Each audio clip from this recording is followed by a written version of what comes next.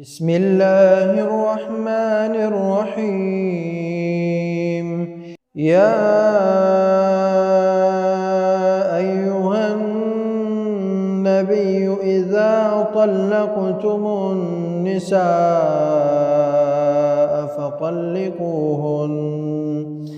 فطلقوهن لعدتهن وأحصوا العدة واتقوا الله ربكم لا تخرجوهن من بيوتهن ولا يخرجن إلا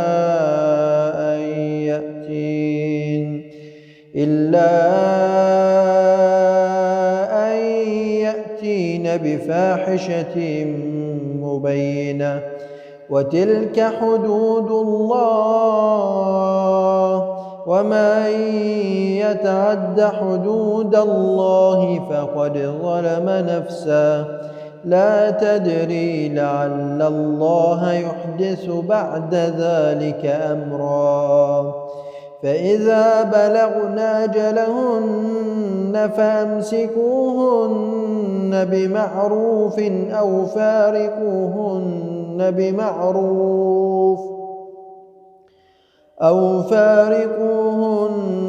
بمعروف وأشهدوا ذوي عدل منكم وأقيموا الشهادة لله ذلكم يوعظ به من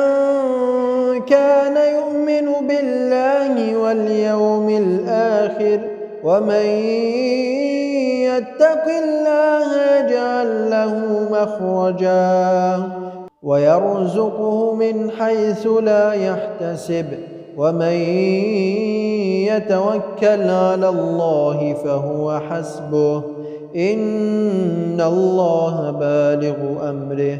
قد جعل الله لكل شيء قدرا واللائي يئسن من المحيض من نسائكم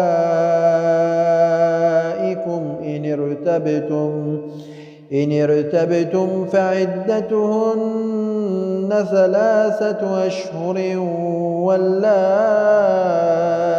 لم يحضن وأولاة الأحمال أجلهن أن يضعن حملهن ومن يتق الله يجعل له من أمره يسرا ذلك أمر الله أنزله إليكم ومن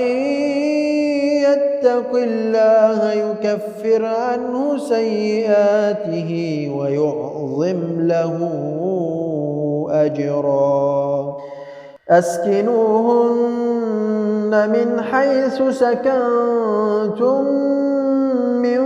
وجدكم ولا تضاروهن لتضيقوا عليهن وإن كن أولات حمل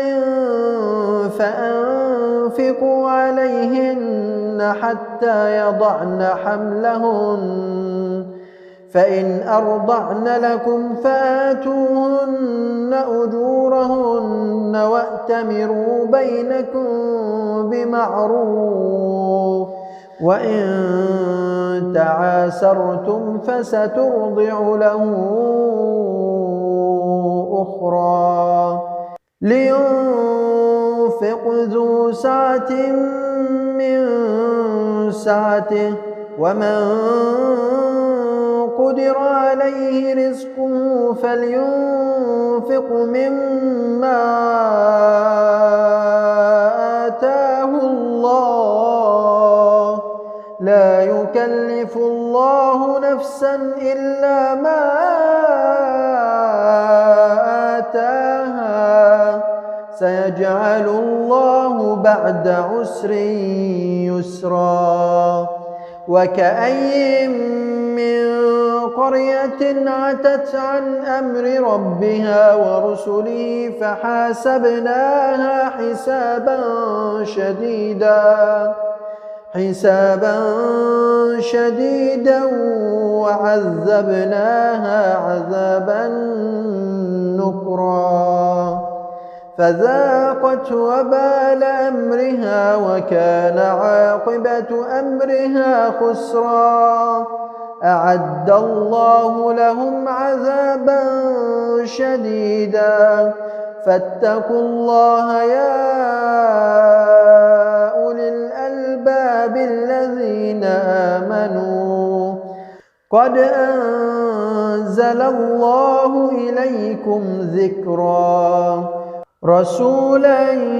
يتلو عليكم آيات الله مبينات ليخرج الذين آمنوا وعملوا الصالحات من الظلمات إلى النور ومن يؤمن بالله ويعمل صالحا يدخله جنات تجري من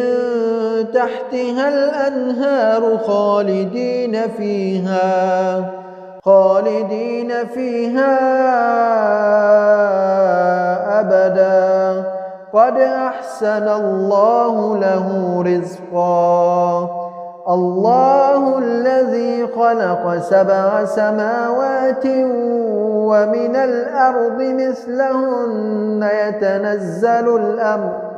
يتنزل الأمر بينهن لتعلموا أن الله على كل